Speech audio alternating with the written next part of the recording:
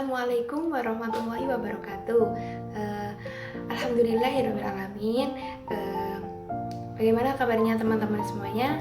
Semoga semuanya dalam keadaan baik-baik saja. Nah, tujuan saya membuat video ini adalah untuk memenuhi tugas mata kuliah pengembangan sumber dan media pembelajaran. Nah, dalam video ini saya akan berusaha menjelaskan sebuah materi tentang sejarah dan peradaban dinasti Safawi di Persia. Nah, sebelum masuk kepada materi sejarah dan peradaban dinasti Safawi di Persia, maka lebih baik atau alangkah baiknya jika teman-teman semuanya itu melihat peta konsepnya terlebih dahulu. Nah, peta konsepnya seperti ini nih. Di dalam peta konsep sejarah dan peradaban dinasti Safawi itu akan dibagi atau dipetakan ke dalam beberapa bagian. Yang pertama itu adalah tentang pengertian sejarah, kebudayaan, peradaban, dan juga dinasti. Nah, yang kedua adalah letak geografis Persia atau Iran. Kenapa kita membahas tentang letak geografis Persia atau Iran? Karena dinasti Safawi itu terletak di daerah Persia atau Iran. Sekarang itu lebih dikenal dengan nama Iran. Terus yang ketiga adalah sejarah singkat berdirinya dinasti Safawi. Nah, di dalam sejarah singkat berdirinya dinasti Safawi itu akan dibagi lagi dalam beberapa bagian. Nah, yang pertama adalah aliran Syiah dan Tarikat Safawi. Kemudian ada kemajuan dinasti Safawi dan juga khalifah-khalifah yang memimpinnya. Kemudian juga ada kemunduran dinasti Safawi dan yang terakhir adalah hikmah. Nah, sebelum masuk ke materi, setelah kita melihat peta konsep, nah alangkah baiknya itu apabila teman-teman semua itu kalau ingin lebih paham tentang materi, maka teman-teman bisa membuat mind mapping. Nah, mind mapping itu hampir sama seperti peta konsep, tapi kalau mind mapping itu didesain lebih menarik, lebih unik sesuai dengan keinginan teman-teman. Nah, jadi sesuai dengan kepahaman teman-teman. Jadi nanti kalau teman-teman buat mind mapping itu pasti akan lebih membantu teman-teman dalam memahami materi sejarah dan peradaban dinasti Safawi. Nah, selain itu teman-teman juga bisa membuat kayak seperti brosur kayak gini. Nah, kenapa kok saya namakan ini brosur? Karena saya itu punya rancangan itu mungkin lebih menarik ya kalau materi SKI itu dirancang kayak seperti brosur kayak gini. Jadi nanti ketika teman-teman mengajar mungkin nanti bisa di model kayak seperti ini membuat brosur. Nanti kan otomatis kan kalau brosur itu mengajak seseorang agar tertarik kepada produk atau bahan yang ditawarkan gitu kan. Nanti kalau teman-teman semisal adalah seorang pendidik, maka nanti mungkin bisa mencobanya seperti ini. Brosur kayak gini.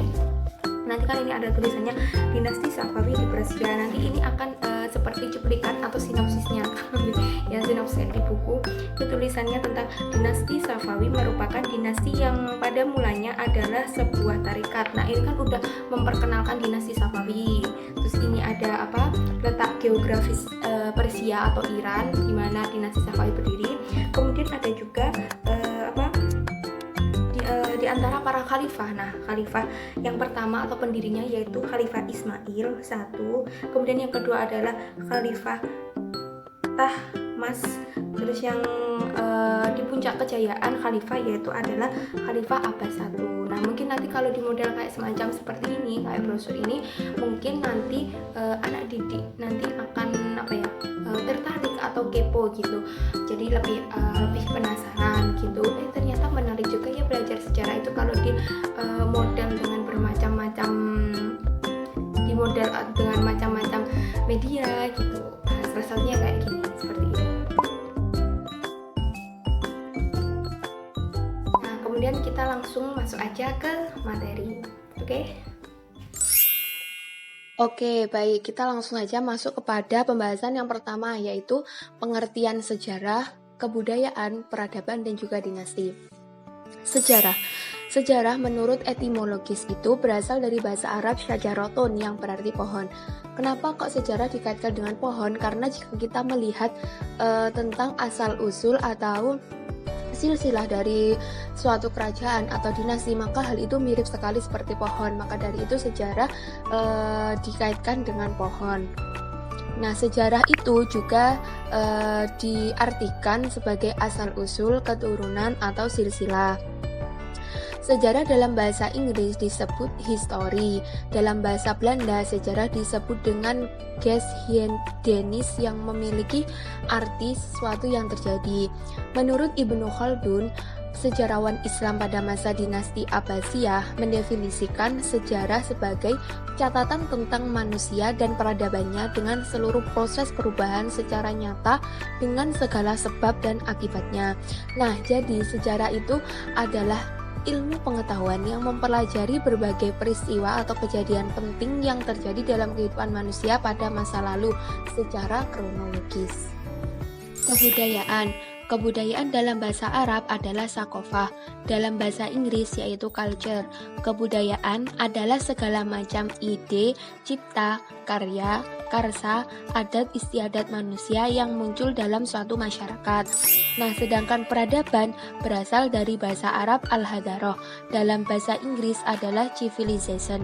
Peradaban sering juga dipakai untuk menyebut suatu kebudayaan yang mempunyai sistem teknologi, seni bangunan, seni rupa, sistem kenegaraan, dan ilmu pengetahuan yang maju dan kompleks. Nah, jadi peradaban itu lebih kepada kemajuan zamannya. Kebudayaan mencakup juga peradaban, tetapi tidak sebaliknya, sebab peradaban dipakai untuk menyebut kebudayaan yang maju dalam bentuk ilmu pengetahuan, teknologi, dan seni. Dinasti memiliki arti keturunan raja-raja yang memerintah. Semuanya berasal dari satu keluarga dan pemerintah, sedangkan daulah merupakan pemerintahan atau kekuasaannya. Pembahasan selanjutnya yaitu tentang letak geografis Persia atau Iran. Persia merupakan nama salah satu suku yang termasuk dalam bangsa Iran. Bangsa ini dipimpin oleh beberapa raja yang membentuk suatu kekaisaran.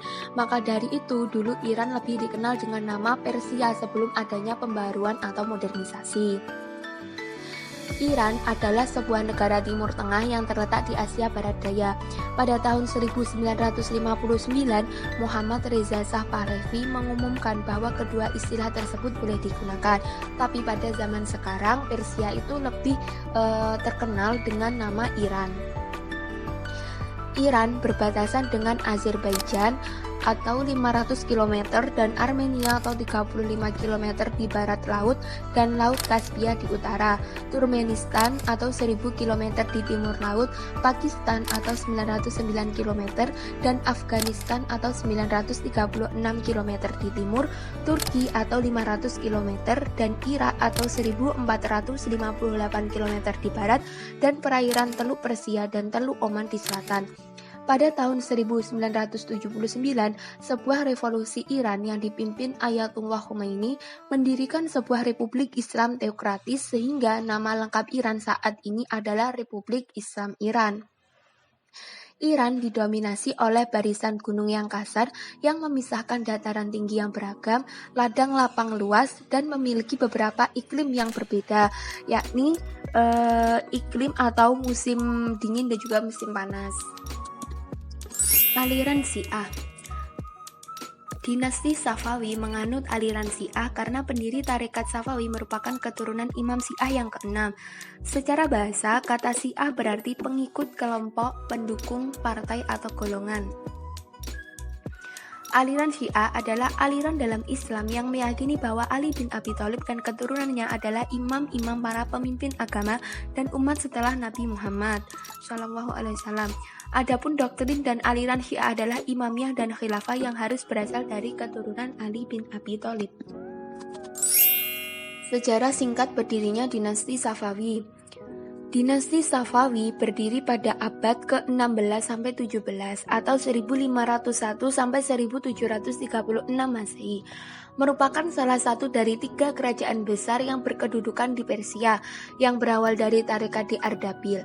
Dinasti ini berdiri ketika Daulah Turki Utsmani sudah mencapai puncak kejayaan sehingga sering terjadi persaingan antara kedua kerajaan ini karena Turki Utsmani bermazhab Sunni sedangkan dinasti Safawi bermazhab Syiah. Asal mula berdirinya dinasti Safawi yaitu berawal dari gerakan tarekat yang ada di Ardabil, Azerbaijan. Tarekat ini diberi nama Tarekat Syafawiyah yang diambil dari nama pendirinya yaitu Safi ad-Din, yang semula hanya seorang mursyid dengan tugas dakwah agar umat Islam secara murni berpegang teguh pada ajaran agama. Safi ad-Din merupakan keturunan Imam Syiah yang ke-6, Musa al-Kazim. Nama Syafawi tetap dipertahankan sampai tarekat ini berubah menjadi gerakan politik, bahkan menjadi nama bagi daulah yang mereka dirikan yaitu Daulah Syafawiyah. Gerakan ini bersifat lokal awalnya, namun kemudian menjadi gerakan keagamaan yang sangat berpengaruh di Persia. Karena fanatik, akhirnya menimbulkan keinginan dari penganutnya untuk berkuasa, sehingga murid-murid tarekat Safawiyah lama-kelamaan menjadi tentara dan menentang setiap orang yang bermazhab Syiah dan menjadi sebuah gerakan politik. Pada tahun 1360 Masehi, Syekh Safi ad-Din dipenjarakan, kemudian digantikan oleh anaknya Syekh Junaid yang berebut kekuasaan dengan pamannya yakni Ja'far. Lalu Junaid menyembunyikan diri ke Diyarbakir untuk menyusun kekuatan dan mencari dukungan. Di bawah kepemimpinan Junaid, terbentuklah prajurit yang kuat dan siap untuk memasuki dunia perpolitikan. Efek dari gerakan tersebut menimbulkan konflik dengan penguasa Karakoyunlu, salah satu suku Turki, dan kelompok Junaid dikalahkan kemudian diasingkan. Nasib baik masih memihak Junaid. Dia mendapatkan perlindungan dari Diyarbakir. Ia juga suku bangsa Turki yang tinggal di istana Uzun Hasan, penguasa sebagian besar Persia. Pada tahun 1459 Masehi, Junaid berusaha merebut Ardabil tapi gagal, sehingga diusir oleh kerajaan Karakoyunlu. Pada tahun 1460 Masehi, Junaid mencoba merebut Sirsasia, tapi dihadang oleh tentara Sirwan dan akhirnya meninggal. Lalu kepemimpinan dilanjutkan oleh anaknya yaitu Haidar. Haidar kemudian menikah dengan cucu Uzun Hasan dan lahirlah Ismail yang kelak menjadi pendiri Daulah Syafawi di Persia. Gerakan Haidar yang memimpin militer Syafawi menjadikannya sebagai rival politik Karakoyunlu yang dapat dikalahkan pada tahun 1476 Masehi. Sirsasia dapat dikuasai, namun Karakoyunlu mengirimkan bantuan militer kepada Sirwan. Akhirnya pasukan Haidar dapat dikalahkan dan Haidar terbunuh. Putra Haidar yang bernama Ali didesak oleh bala tentaranya untuk menuntut balas atas kematian ayahnya, terutama terhadap Karakoyunlu. Akan tetapi Yakub, pemimpin Karakoyunlu, menangkap dan memenjarakan Ali bersama saudaranya yaitu Ibrahim, Ismail, dan ibunya di Fars. Mereka dibebaskan oleh Rustam, putra mahkota Karakoyunlu, dengan syarat mau membantunya memerangi saudara sepupunya. Setelah dapat dikalahkan, Ali bersaudara kembali ke Ardabil. Namun tidak lama kemudian Rustam berbalik memusuhi dan menyerang Ali bersaudara, dan Ali pun terbunuh. Periode berikutnya, kepemimpinan gerakan Safawi diserahkan pada Ismail yang kala itu masih berusia 7 tahun. Dalam kurun waktu 5 tahun, Ismail beserta pasukannya yang bermarkas di Gilan untuk menyusun pasukan dan kekuatan. Pasukan yang dipersiapkan itu diberi nama Gizil Bas atau Baret Merah. Pada tahun 1501 Masehi, pasukan Gizil Bas di bawah pimpinan Ismail menyerang dan dapat mengalahkan Karakoyunlu di Sarur dekat Nakhchivan. Nah, Gizil Bas atau Baret Merah ini terkenal dengan pasukan yang beratribut berumbai 12 yang melambangkan Syiah Isna Asyariyah. Nah, Gizil Bas ini terus berusaha memasuki dan menaklukkan Tabriz, akhirnya berhasil dan mendudukinya. Di kota Tabriz inilah Ismail memproklamirkan dirinya sebagai khalifah pertama Daulah Safawi. Ismail I memimpin Daulah Syafawi kurang lebih 23 tahun, yaitu antara 1501 sampai 1524 Masehi. Pada 10 tahun pertama, ia berhasil memperluas wilayah kekuasaannya.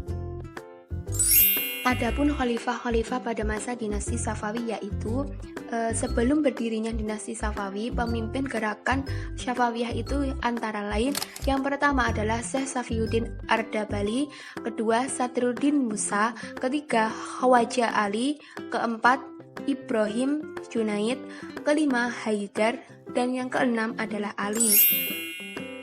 Adapun khalifah-khalifah pada masa dinasti Safawi yang pertama yaitu Ismail I. Ismail I memiliki nama lengkap Abu Muzaffar Ismail bin Haidar As-Safavi. Beliau lahir di Ardabil pada tanggal 17 Juli 1487 dan meninggal pada tanggal 23 Mei 1524 di Tabriz pada umur 36 tahun. Ismail I memimpin Daulah Safawi selama kurang lebih 23 tahun. Yang kedua yaitu Tahmas I. Tahmas lahir pada 22 Februari 1514 dan meninggal pada 14 Mei 1576, merupakan penguasa Safawiyah dengan masa kekuasaan terpanjang. Tahmas adalah putra dari Ismail I dan Shah Begi Khanum. Ia naik tahta saat berusia 10 tahun dan berada di bawah kendali Gizilbas. Pada tahun 1555, ia memperbaiki hubungan dengan Utsmaniyah melalui perdamaian Amasya. Perdamaian ini berlangsung selama 30 tahun hingga dilanggar pada masa Shah Muhammad Khudabanda. Yang ketiga yaitu Ismail II. Ismail II atau Ismail Mirza lahir di Qom, Iran pada 31 Agustus 1537 dan meninggal di Qazvin, Iran 1 November 1577 pada umur 40 tahun. Yang keempat yaitu Muhammad Khudabanda. Muhammad Khudabanda juga dikenal sebagai Muhammad Shah atau Sultan Muhammad, lahir pada tahun 1532 dan wafat pada tahun 1595 atau 1596. Adalah seorang Shah Persia yang memerintah sejak tahun 1578 sampai penggulingannya pada tahun 1587 oleh putranya Abbas I. Khudabanda adalah putra dari Shah Tahmas I bersama seorang wanita keturunan Turki, Sultanum Begum Mausilo. Khudabanda menderita penyakit mata yang membuatnya hampir buta, dan sesuai dengan budaya kerajaan Persia, maka dia tidak dapat bersaing untuk tahta, sehingga pemerintahannya ditandai dengan melemahnya mahkota dan pertikaian suku sebagai bagian dari perang saudara kedua di era Safawi. Yang kelima yaitu Abbas I. Shah Abbas Agung atau Shah Abbas I lahir pada 27 Januari 1571 Masehi dan meninggal pada tanggal 21 Januari 1629 Masehi di Mazandaran pada umur 57 tahun. Beliau merupakan penguasa paling terkenal dari dinasti Safawiyah. Pada tahun 1581, dia diangkat sebagai gubernur Khurasan dan diproklamirkan sebagai Shah Persia. Abbas I menegosiasikan sebuah perjanjian dengan kerajaan Ottoman pada tahun 1590.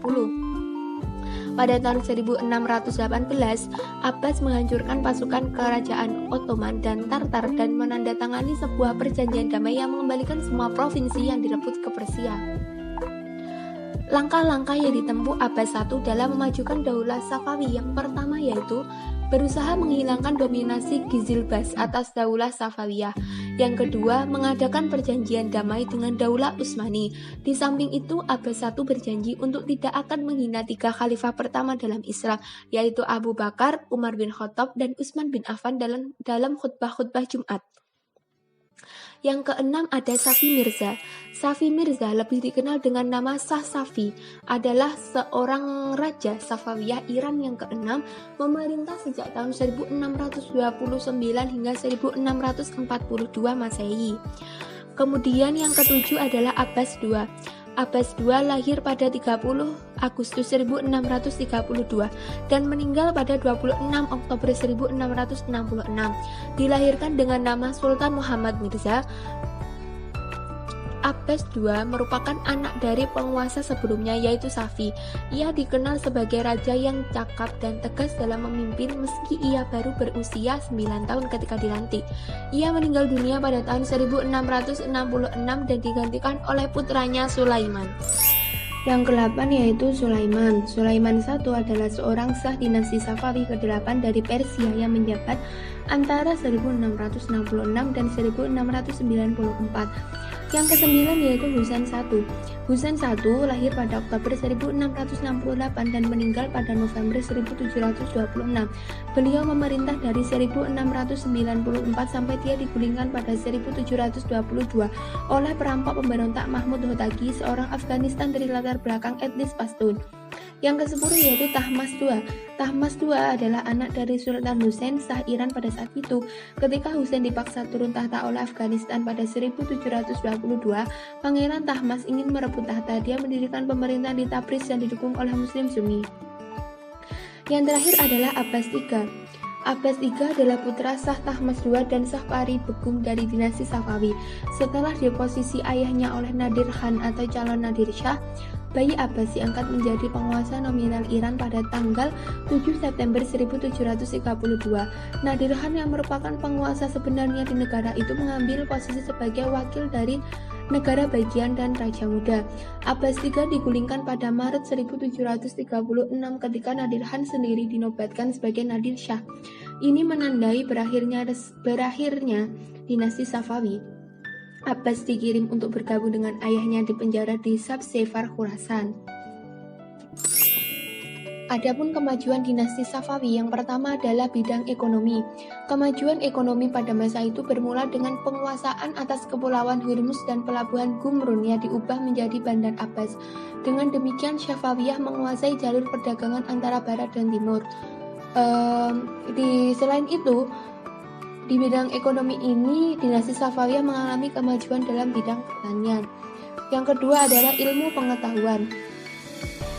Daulah Safawiyah. Pada Daulah Safawiyah muncul ilmuwan-ilmuwan terkenal, di antaranya Baha ad-Din As-Sairazi atau generalis ilmu pengetahuan, Sadr ad-Din al-Shirazi atau filsuf, dan Muhammad Bakir ibnu Muhammad Damat atau filsuf, ahli sejarah, teolog yang pernah mengadakan observasi atas kehidupan lebah. Ilmu fikih juga berkembang baik pada saat itu. Di antara tokohnya adalah Baharuddin Al-Amili. Selain sebagai pakar agama, ia juga sebagai ahli kebudayaan yang mengetahui persoalan-persoalan dari berbagai segi. Yang ketiga yaitu kebudayaan dan seni. Para pemimpin Daulah Syafawi telah mengubah wajah Isfahan yang merupakan pusat pemerintahan menjadi kota yang sangat indah. Di kota tersebut berdiri bangunan-bangunan megah seperti masjid, rumah sakit, sekolah-sekolah, jembatan raksasa di atas Zenderut, dan istana Cihil Satun. Ketika Abbas I wafat, di Isfahan terdapat 162 masjid, 48 akademi, 1802 penginapan, dan 273 pemandian umum. Dalam bidang seni arsitektur, bangunan-bangunannya yaitu seperti yang terlihat pada Masjid Shah dan Masjid Syekh Lut Allah. Unsur seni lainnya juga terlihat pada hasil kerajinan tangan, keramik, permadani, karpet, pakaian, tembikar, dan lain-lain. Seni lukis juga sudah mulai muncul pada masa ini, tepatnya pada saat Sultan Tahmasp I berkuasa. Adapun faktor-faktor kemunduran Daulah Safawiyah, yang pertama yaitu konflik yang terus-menerus berkepanjangan dengan Turki Utsmani. Yang kedua, karena lemahnya sultan yang diangkat sehingga mereka tidak dapat mempertahankan kekuasaan yang diwarisinya, apalagi memperluas. Sebaliknya yang terjadi adalah konflik internal memperebutkan kekuasaan di kalangan keluarga istana. Nah, ada tips dan trik buat teman-teman nih dalam menghafal Khalifah Dinasti Safawiyah. Nah, teman-teman bisa menggunakan media jam seperti ini. Nah, nanti ketika jam menunjukkan pukul 1, berarti itu sama saja seperti nama Khalifah Dinasti Safawi yang pertama, yaitu Ismail I. Kemudian ketika jam menunjukkan pukul 2, berarti nanti nama Khalifah Dinasti Safawi yang kedua, dan begitu seterusnya. Nah, nanti media semacam ini nanti mungkin bisa memudahkan teman-teman dalam menghafal nama-nama Khalifah Dinasti Safawiyah. Demikianlah video pembelajaran yang dapat kakak sampaikan. Semoga bermanfaat untuk teman-teman semuanya ya. Wassalamualaikum warahmatullahi wabarakatuh.